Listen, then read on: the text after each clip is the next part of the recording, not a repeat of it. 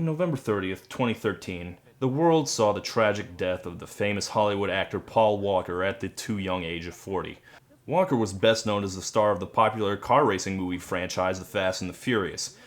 Ironically, Walker himself was killed in a horrible car crash, which is kind of funny. If you're a horrible asshole. A man died.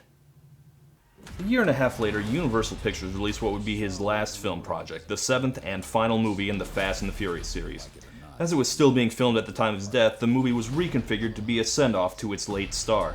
The entire marketing campaign was even designed around it, with Furious 7 being trumpeted as the last ride. They seriously hammered this point home. Minor spoilers here, the movie ends with a 10-minute montage tribute to Walker, set to a theme song specifically written to memorialize the man. And while they did try to be appropriately reverent about this real-life tragedy, let's face it, Furious 7 is not a movie about loss and sadness. It's a movie where Vin Diesel drives a car out of a skyscraper into another skyscraper, and then out of that skyscraper into a third skyscraper. It's a dumb movie about racing cars, so this solemn turn at the end, it's awkward. These movies were not built for that level of emotion. Too tragic! Too respectfully mournful!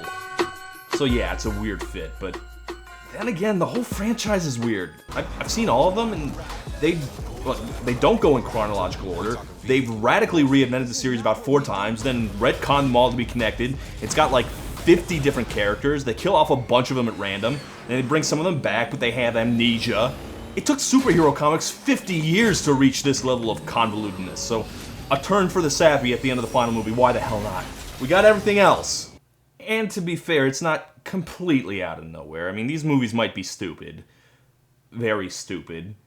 And in my opinion, took a nosedive in quality around 2 and didn't recover till 6. But towards the end there, it had developed a heart, even if it didn't have much of a brain. All the characters care a lot about each other. Vin Diesel talks all the time about how they're a family, so a big send-off to a character whose actor died in real life, it's not completely crazy. What is crazy is that it's gotten so big outside of the movie. It's been a long day without you, my friend, and I'll tell you all about it when I see you again. See You Again, the song chosen to commemorate the life of Paul Walker, has become a humongous hit. This song has been so successful, it was actually able to knock out Taylor Swift from the top spot. One does not claim victory over Her Majesty Taylor Swift without reprisal. So I would definitely watch my back if I were these guys. I guess that's still weird to me because I can only think of this song as the Paul Walker song. And I didn't expect a tribute to Paul Walker to catch on so big because, well, let's face it, Paul Walker wasn't exactly Princess Di. Or even Dale Earnhardt. He wasn't like an icon. According to most, he wasn't even a very good actor. Sorry. I mean, you can find small pockets of superfans who made a lot of bizarre memorial fan art, but I'm gonna guess that's a small percentage of this song's listeners. But, you know, I guess everyone likes a good tearjerker. Even if you're not a Paul Walker obsessive who watched 8 Below a dozen times, classic, you can still appreciate this song for what it is. But who best to wring every drop of sadness and catharsis to say goodbye to a fallen friend? Who's the best man for the job?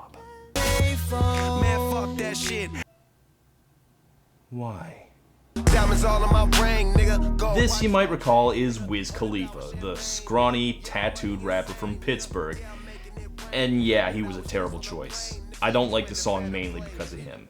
And there are a lot of reasons for that, but here's the main reason. And I realize it's just going to be conjecture, just a theory, but I think it's a hypothesis that deserves consideration.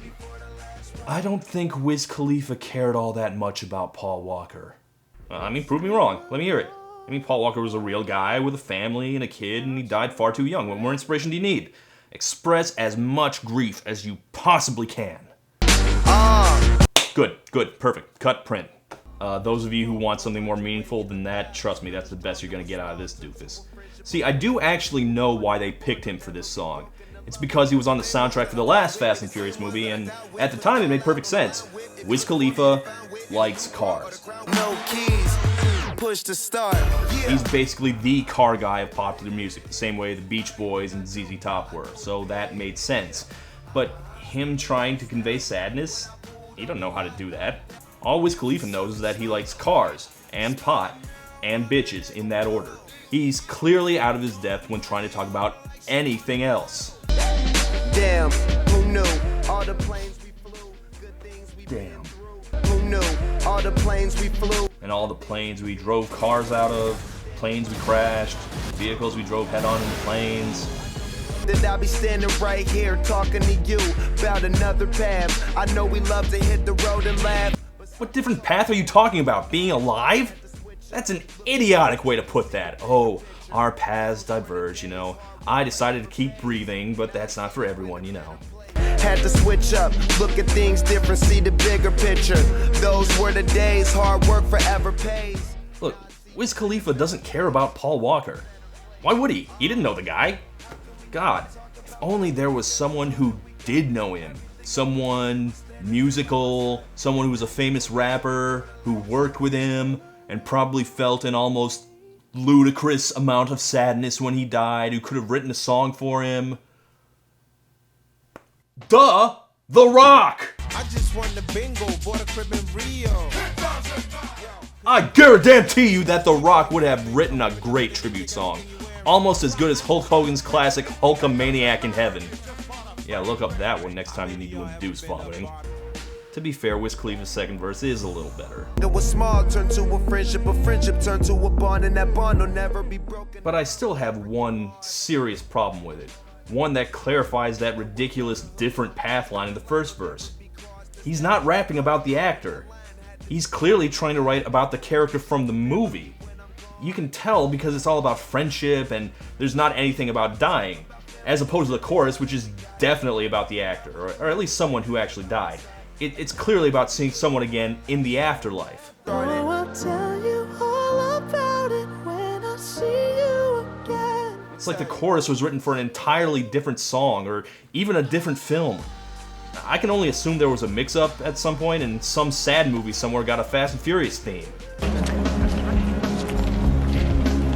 Hopping out of Lambos and Ferraris in it, bitch. Popping bottle with a thick red supermodel, bitch. And quite honestly, even though Wiz is certainly not great on this, I think I dislike the other guy on this track even more. It's been a long day. Okay, this guy is... He's got a name that sounds wrong to me no matter how I try to pronounce it. He's Charlie Puth? Charlie Puth? Puth. Okay, Puth. Charlie Puth. I still sound like Sylvester the Cat whenever I say it. Hold every memory as it goes. Okay, he wrote the chorus, inspired by a friend of his who also died in a car accident. So yeah, that's pretty real, right? There should be something there. But I just don't hear it. In fact, it's not like he wrote a song about it because he wanted to or anything. He was one of about 50 staff songwriters asked to submit something for Furious 7. And once they picked Charlie, the studio hacks took his chorus and went about hammering whatever life it had out of it for months. That's literally how this song was made, and God almighty does it sound like it. I've been doing this job for a long time now, and I've made peace with the fact that most music that gets played on the radio isn't there to make people dance or make them happy or sad or provoke any emotional response at all. Some do, but most of the songs you hear were meant to fill airtime. That's why so much of it is so easily forgotten. It's just catchy enough that it won't make you change the station immediately, just, something that's pleasant enough, white noise. And this is especially true for big mainstream crossover rap singles. The studio acquires the chorus to say, "You spin me right round." They test it, say, "Yep, this focus group well. Hey, Flow Rider, rap some gibberish over this and let's print some money." This is pretty much entirely how all of it works. And if you're lucky, sometimes the song comes out kinda decent and the single plays and hopefully the album does well. But other times you wind up with crap like, what's a good example here? Airplanes. Can we pretend that airplanes in the night sky like shooting stars? A song with a good, strong, compelling chorus, but a rapper who draws absolutely no inspiration from it, yet has to do the song anyway because the album needs a single. Somebody take me back to the days before this was a job, before I got paid. B.O.B. didn't need a wish at all. He had nothing to feel sad or desperate about, nothing weighing him down except, gosh, being a rapper for a living is hard work. Boo-hoo, cry me a river. Back when I was rapping for the hell of it, but nowadays we rapping to stay relevant. Yeah, well, don't worry, pal. Staying relevant is not something you'll have to worry about for much longer. See You Again, by virtue of being overtly a corporate tie-in, exposes this problem even more clearly than most. And See You Again is even worse because the chorus isn't great either. On Airplanes, you at least had Hayley Williams, who has one of those voices that demands that you listen to it, but Puth belongs to the Sam Smith school of being technically perfect but emotionally tedious. But more than that, I hate the production. See, I grew up in the 90s. To me, this is what a sad song commemorating fallen homies is supposed to be.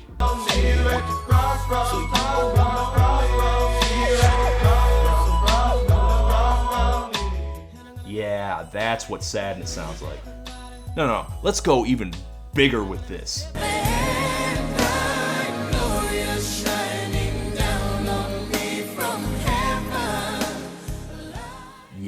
Yeah, now throw it over the top!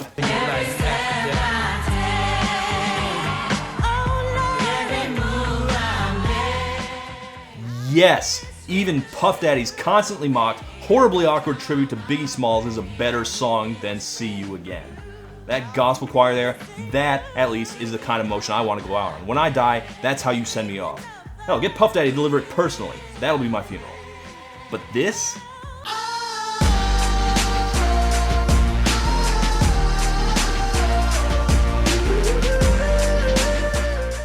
I'll be honest, this sounds like a car commercial.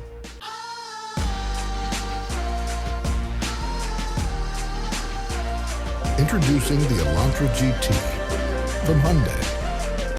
Here, do another.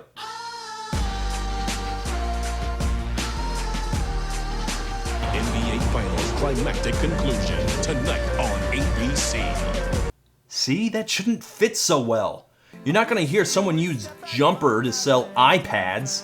So yeah, I don't like See You Again at all. It's not a good tribute to Paul Walker or a good tribute to anybody. I can only see it as an ad jingle that somehow topped the charts for 10 weeks. But even if I don't like it in practice, I guess I can still appreciate the song in theory. You know, the thoughts, what counts, and all that. Paul Walker still mattered enough to people that he got a song written for him. I doubt the spirit of Paul Walker is sitting around the afterlife going, "Man, I can't believe you dishonored my memory with this shitty song. Way to desecrate my grave, you guys." Yeah, I'm sure he's fine with it. So while I don't like listening to it, I guess there is some small part of me that likes the idea of it. I mean, it's how the movie ends, it's how the series ends, and, you know, as the ending of a saga that was deservedly popular and entertained a lot of people. On that level, I guess I can at least appreciate it. Very rarely does a series get to go out on a grace note as touching as that one.